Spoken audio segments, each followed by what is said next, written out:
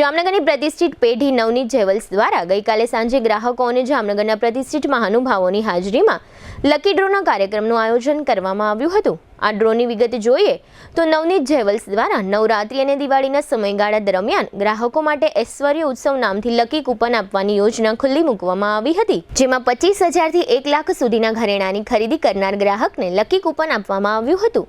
આ યોજના નવરાત્રીથી લાભ પાંચમ સુધી ચાલુ રહી હતી। આ યોજનામાં 151 ઇનામોની વણઝાર રાખવામાં આવી હતી। ડ્રોની શરૂઆતમાં જ શ્રીનાથજી બાવાના ચરણોમાં મહાનુભાવોના વરદ હસ્તે દીપ પ્રાગટ્ય કરવામાં આવ્યું હતું।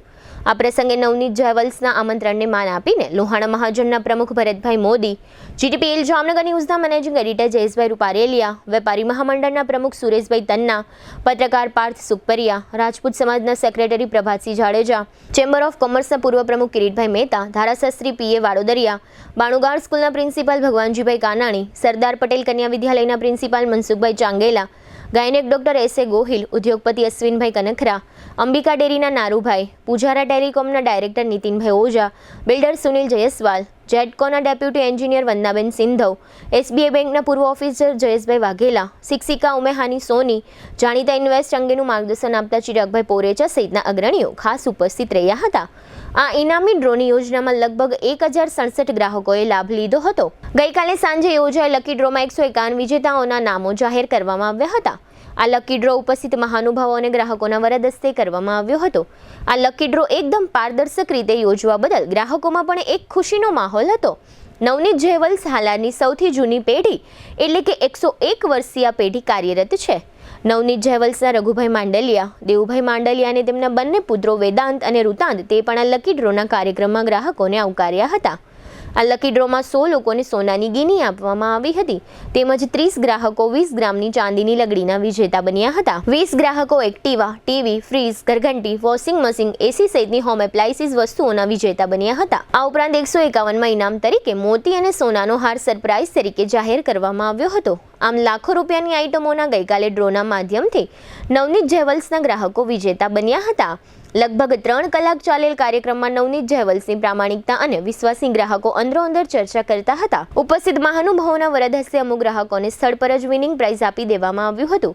151 વિજેતાના નામનું લિસ્ટ નવનીત જ્વેલર્સ શોરૂમ ઉપર લગાડવામાં આવ્યું છે। આ ડ્રોની સ્કીમમાં ભાગ લેનાર તમામ ગ્રાહકોએ વિજેતા નામનું લિસ્ટ વહેલી તકે જોઈને 7 દિવસની અંદર વિનિંગ પ્રાઇઝ મેળવી લેવા નવનીત જ્વેલર્સના રઘુભાઈ માંડલિયાએ ગ્રાહકોને અનુરોધ કર્યો છે। લકી ડ્રોના કાર્યક્રમને સફળ બનાવવા માટે પત્રકાર સંજય જાની તેમજ અશોકભાઈ જાનીએ જહેમત ઉઠાવી હતી। આ ઉપરાંત નવનીત જ્વેલર્સના રુતાંત અને વેદાંત સહિત સ્ટાફગણે વ્યવસ્થા જાળવી રાખી હતી। આ તકે જીટીપીએલ જામનગર ન્યૂઝના મેનેજિંગ એડિટર જયેશભાઈ રૂપારેલિયાએ નવનીત જ્વેલર્સમાંથી 33 વર્ષથી ઘરેણાંની ખરીદી કરતા રાજપૂત સમાજના સેક્રેટરી પ્રભાતસિંહ જાડેજાની 1-to-1 મુલાકાત લીધી હતી। પ્રભાતસિંહ જાડેજાએ પણ નવનીત જ્વેલર્સની પ્રામાણિકતા અને વિશ્વાસની પ્રશંસા કરી હતી। આ રહ્યા તેમના મુખ્ય અંશો। જીટીપીએલ જામનગર ન્યૂઝમાં તમામ દર્શકોનું સ્વાગત છે। આજે અમે લોકો જામનગરના ખ્યાતનામ એવા નવનીત જ્વેલર્સ ખાતે આવ્યા છે અને ખાસ કરીને એમને એક આજે ડ્રો હતો, એટલે કે ઇનામી ડ્રો હતો, કારણ કે દિવાળીના સમયગાળાની અંદર લગભગ નવરાત્રિથી એક સ્કીમ શરૂ કરી હતી કે ઐશ્વર્ય ઉત્સવના નામે એક સ્કીમ હતી અને સ્કીમની અંદર લગભગ અમુક ખરીદી કરે એટલે એ લોકોને એક કૂપન આપવામાં આવ્યું હતું અને કૂપન લગભગ 1067 ગ્રાહકોએ આમાં લાભ લીધો હતો અને લગભગ લોકો અહીંયા કહેવાય કે 400 થી 500 લોકોની હાજરીમાં અને ખાસ કરીને જામનગરના મહાનુભાવોની હાજરીમાં અહીંયા એક વ્યવસ્થિત રીતે ડ્રો કરવામાં આવ્યો છે, ખાસ કરીને પારદર્શક રીતે ડ્રો કરવામાં આવ્યો છે અને લગભગ 151 ઇનામ અહીંયા રાખવામાં આવ્યા છે અને એ લોકોને આજે વિજેતા જાહેર કરવામાં આવ્યા છે। મોટી રકમની અંદર આ બધી વાત બની છે અને ટીવી, ફ્રીજ, ખાસ કરીને એક્ટિવા, આવા બધા મોટા ખાસ સોનાની ગીની, ચાંદીની ગીની, આ બધા ઇનામો અહીંયા રાખવામાં આવ્યા હતા અને ખાસ કરીને જે પ્રમાણે અહીંયા મેં જોયું છે પારદર્શક રીતે જે પ્રમાણે ડ્રો કરવામાં આવ્યો છે, ગ્રાહકો પણ ખુશ છે અને લગભગ લોકોને જ્યારે નામ ડિક્લેર થતા હતા ત્યારે લગભગ લોકો ઇનામને વધાવતા હતા, કારણ કે એકદમ પારદર્શક રીતે અને એકદમ પરફેક્ટ રીતે ડ્રોનું આયોજન કરવામાં આવ્યું હતું। એટલે અહીંયા જે ઘણા આ બાબતના સાક્ષી બન્યા છે એવા અને ખાસ કરીને ચીફ ગેસ્ટ તરીકે જે ઉપસ્થિત રહ્યા હતા એવા રાજપૂત સમાજના સેક્રેટરી અને ખાસ કરીને આર.આર. શાહ સ્કૂલના પૂર્વ પ્રિન્સિપાલ એવા પ્રભાતસિંહ જાડેજા એ પણ અહીંયા હાજરી આપી છે ચીફ ગેસ્ટ તરીકે। ખાસ કરીને નવનીત જ્વેલર્સના રઘુભાઈનું આમંત્રણને માન આપીને રઘુભાઈ માંડલિયા તો અહીંના છે જ ઓનર, એની સાથે વાત કરીએ તો દેવુભાઈ માંડલિયા, રુતાંત અને વેદાંત આ લોકોએ પણ પૂરો સહકાર આપ્યો છે અને એકદમ સ્ટાફની વાત કરીએ તો પણ એટલી બધી પરફેક્ટ વ્યવસ્થા ઊભી કરવામાં આવી હતી કે લગભગ લોકોને કોઈને અસંતોષ ન થાય, કારણ કે 151 ઇનામ ને જો ડ્રો કરવામાં આવે લગભગ 3 કલાક જેવો પીરિયડ પણ લાગ્યો હતો. તો આ રીતે આપણી સાથે પ્રભાતસિંહ જાડેજા આપણી સાથે જોડાયેલા છે. આપણે એમને પૂછશું કે સાહેબ, જે પ્રમાણે જોયું તમે કે નવનીત જ્વેલર્સ તરફથી ડ્રો કરવામાં આવ્યો હતો, તમે એના પૂરા પહેલેથી લઈને છેટ સુધી આપ સાક્ષી છો. કઈ રીતે ડ્રો કરવામાં આવ્યો હતો અને કઈ રીતે તમને આખી વ્યવસ્થિત યોજના લાગી? વ્યવસ્થામાં એકદમ પારદર્શક હતું. બધા જે ગ્રાહકો હતા અને જે ગાળામાં ખરીદી કરવાની હતી એ ખરીદી કરેલા બધા ગ્રાહકોને ટેલિફોનિક સૂચના આપી અને બોલાવવામાં આવેલા હતા અને માહોલ એકદમ સરસ. હોલની અંદર બધા સાથે બેઠા હતા અને આખો કાર્યક્રમ ટોટલી પારદર્શક રહ્યો. જુદા જુદા મહેમાનોના હાથે અને ઓડિયન્સમાં જે ગ્રાહક તરીકે આવ્યા હતા એમને બોલાવી સ્ટેજ ઉપર અને એમના હાથે ડ્રો કરવામાં આવ્યો હતો. એટલે ડ્રો આખો પારદર્શક રહ્યો અને છેલ્લા ઇનામથી શરૂ કરી અને પહેલા ઇનામ સુધી આવ્યા એટલે ઉત્સુકતા ગ્રાહકોની વધતી જતી હતી. શરૂઆતમાં 130 ગ્રાહકોને ઇનામ આપ્યા, પછી 20 ગ્રાહકોને ઇનામ આપ્યા અને પછી છેલ્લા જે 20 ઇનામ હતા એમાં એક પછી એક ઇનામ ચડિયાતું હતું. એટલે પહેલું ઇનામ સૌથી છેલ્લે આપવામાં આવ્યું. એટલે ગ્રાહકોને એકદમ સંતોષ હતો, ઉત્સુકતા હતી અને ખૂબ મજા આવી.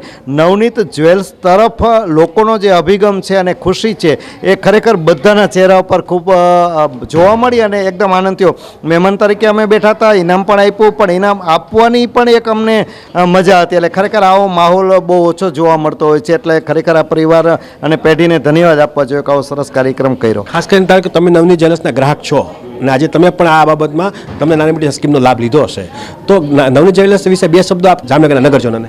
સૌથી પહેલાં તો નવનીત જ્વેલર્સનું નામ તો છે જ અને નામ થવા પાછળનું કારણ એ છે કે એમનો બધાનો સ્વભાવ એક જ પરિવારના બધા સાથે મળીને જ્યારે આ બિઝનેસ કરે છે ત્યારે આપણે ટેલિફોનિક એમની સાથે ક્યારેક વાત કરીએ, રૂબરૂ વાત કરીએ ત્યારે જાણે આપણે આપણી જ દુકાનમાં જતા હોય ને એવો એક માહોલ થાય છે. આપણે જાણે ગ્રાહક તરીકે જતા હોય એવું અહીંયા જોવા ન મળે. એટલે મને એવું લાગે છે કે એમનું આ માનવતાવાદી જે વલણ છે ને એના હિસાબે જ આ ગ્રાહકો આટલા બધા એમના તરફ આકર્ષાય છે અને એમને ત્યાં આવે છે એવું મને લાગે છે. કેટલા ટાઈમથી આપ એના સંપર્કમાં છો?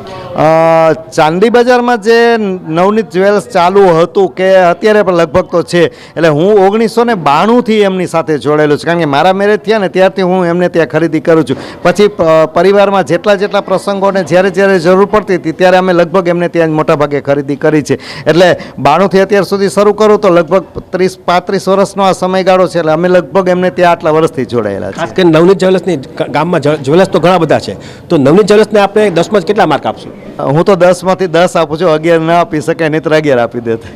એટલે આ રીતે તમે જોયું કે ગ્રાહકોનો સંતોષ અને ખાસ કરીને કીધું ને 1992થી એ નવનીત જ્વેલર્સના સંપર્કમાં છે. લગભગ 33 વર્ષ જેવો પીરિયડ થઈ ગયો છે. અને ખાસ કરીને આ સંસ્થાની વાત કરીએ એટલે કે આ કંપનીની વાત કરીએ, નવનીત જ્વેલર્સની કંપનીની વાત કરીએ, પેઢીની વાત કરીએ, લગભગ 101 વર્ષ તો પૂરા થવા આવ્યા છે. કારણ કે ફેબ્રુઆરીમાં 102 વર્ષમાં મંગલ પ્રવેશ થશે. એટલે આ રીતે 10 દાયકા સુધી નવનીત જ્વેલર્સે આ રીતે જામનગર લેવલે નહીં પણ સમગ્ર હાલરમાં એક બ્રાન્ડ બનાવી છે અને એ જ પ્રમાણે ગ્રાહકોને કાંઈક રિટર્ન દેવું છે એવા શુભ ભાવથી લગભગ પહેલી નવરાત્રિથી લઈ અને લાભ પાંચમ સુધી આ યોજના ચાલુ રહી હતી અને લગભગ લોકો એનો લાભ પણ લીધો છે.